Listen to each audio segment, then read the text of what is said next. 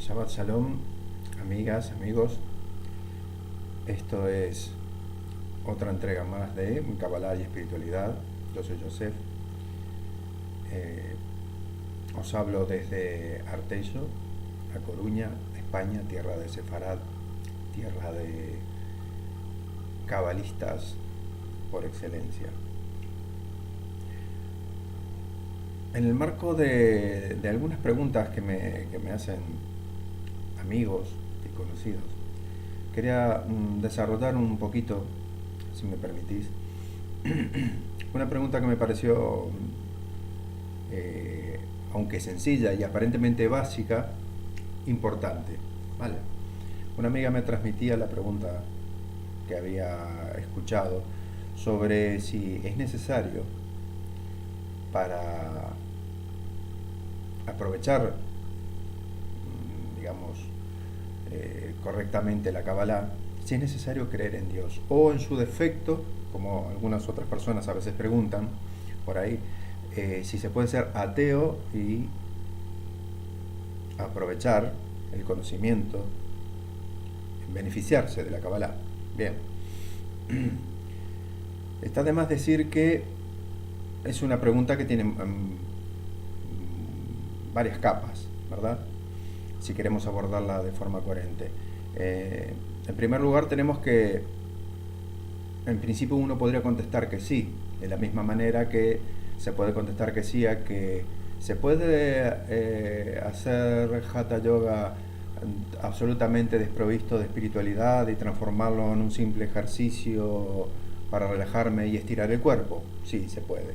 Se puede hacer Tai Chi Chuan sin ningún tipo de vinculación con sus verdaderos principios marciales y que eso simplemente sea una coreografía con la que paso el rato y me distraigo.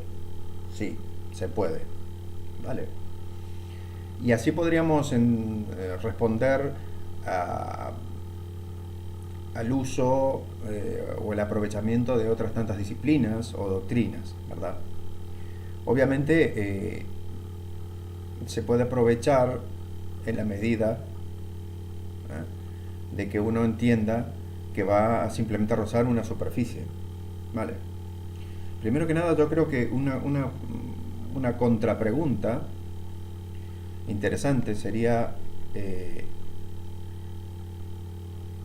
y no es una pregunta trivial, ¿por qué yo me acerco a la Kabbalah? ¿Por qué me acerco a la Kabbalah o a cualquier doctrina espiritual o, bueno, a cualquier estudio que yo vaya a hacer, ¿no? Tiene que haber un motivo, tiene que haber un impulso, ¿vale? Los grandes maestros siempre acaban diciendo prácticamente lo mismo, y es que a la Kabbalah se llega desesperado, ¿vale? Se llega cuando ya todo te ha fallado. Es diferente a cuando una persona, por ejemplo, tiene insertado en su cultura, ¿no? Como por ejemplo puede ser algunas ramas del hasidismo, ¿no? Que dentro de su doctrina judía, ya cuentan con una serie de estructuras basadas en la Kabbalah, ¿vale? Entonces, bueno, eso para la persona sería algo natural. Pero para la persona que generalmente llega desde afuera de esas doctrinas, llega desde fuera de ese escenario ideológico o religioso, es obvio que llega por diversas razones que no tienen que ver con algo que está insertado en su día a día, sino que está buscando una respuesta. Yo personalmente llegué a la Kabbalah porque ya todo lo demás me había fallado. Como bien dice el maestro Pornar, el Rabbi Pornar, cuando uno se da cuenta que lo terrenal siempre acaba defraudándote, es entonces cuando empiezas a estar preparado para comprender o para acercarte a la Kabbalah. Y la Kabbalah es, en su origen etimológico, proviene del verbo lekabel, que es recibir, o sea, recibir la tradición. Entonces uno tiene que estar preparado para recibir. Entonces ya la actitud tiene que ser una actitud de recepción. Y con una actitud de recepción requiere una actitud de humildad. ¿Vale? Eso por un lado. Después tendríamos que preguntarnos, cuando la gente dice que si hay que creer en Dios o no, hay que preguntarse, plantearse seriamente a qué le llama creencia. ¿Vale? El cabalista, por definición, el cabalista por antonomasia no es un creyente. No es un creyente porque, digamos, en lo poco que cree, ¿vale?, cree poco. Es decir, que su bagaje interior, su bagaje espiritual y las herramientas que maneja para poder enfrentarse a los desafíos de la vida son todo fruto de la comprobación. ¿Vale?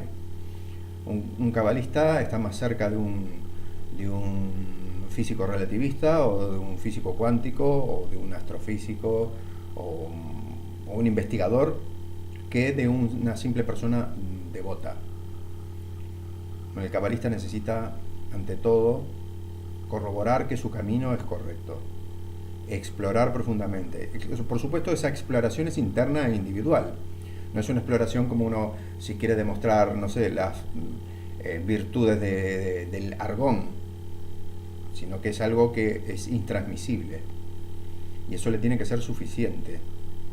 Y ahí entramos en otros temas, que sería la fe, la emuná, etc. Pero bueno, entonces, si uno dice, yo necesito creer, bueno, básicamente no necesitas creer. De hecho, si portas una cantidad excesiva de creencias, eso implica un obstáculo para el conocimiento de la Kabbalah.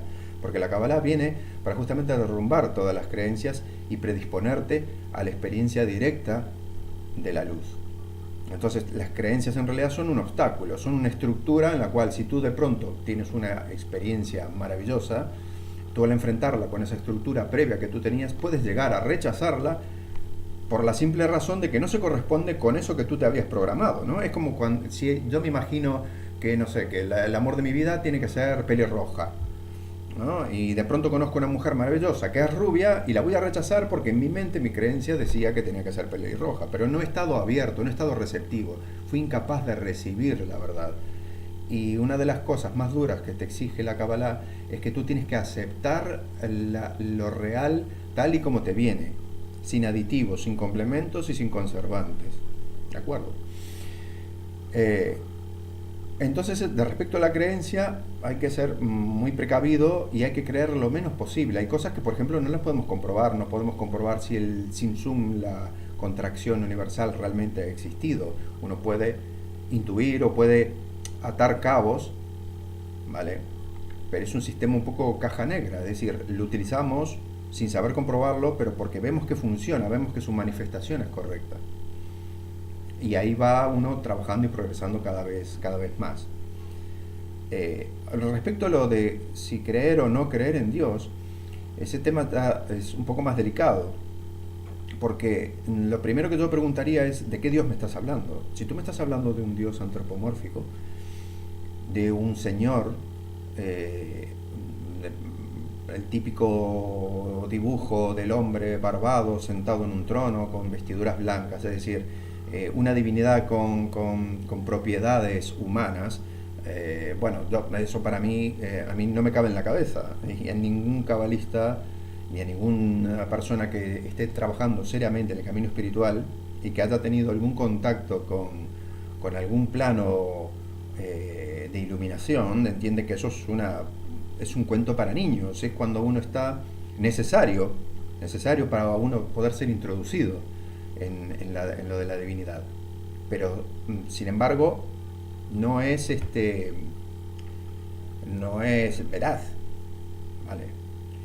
Porque estamos haciendo un Dios a la medida de nuestras percepciones, un Dios que ríe, que llora, que te abraza, que te odia, que te castiga, pero eso es un intento humano y a veces hasta desesperado por intentar entender una realidad que nos supera total y ampliamente. Fijaos que ni siquiera somos capaces de conceptuar la eternidad. No hablemos de Dios, no hablemos de una suprainteligencia autoconsciente que rige todo lo existente. Simplemente pensemos en la eternidad. ¿Alguien se imagina lo que es la eternidad?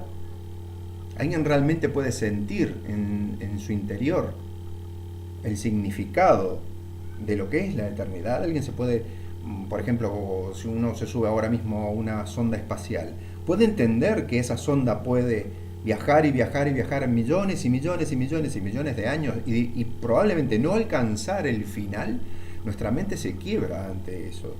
Entonces imaginaos que si ni siquiera podemos conceptuar eso, tampoco podemos conceptuar la divinidad. Veo que va a ser necesario establecer una segunda parte para esto.